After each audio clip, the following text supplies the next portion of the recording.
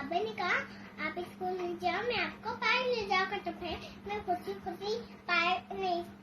खुशी स्कूल गई। तो फिर ना जब मैं स्कूल से आई ना तो फिर मैंने देखा बाबा नहीं थे।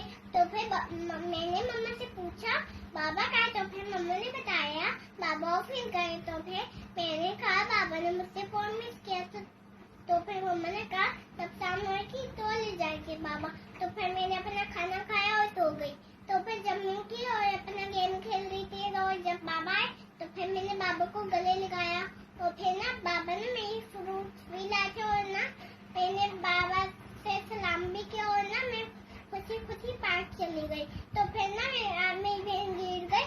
तो फिर मैंने अपनी बहन को उठाया। तो फिर बाबा ने कहा गुड गर्ल। बाबा से कहा आपने मुझे गुड गर्ल क्यों बोला?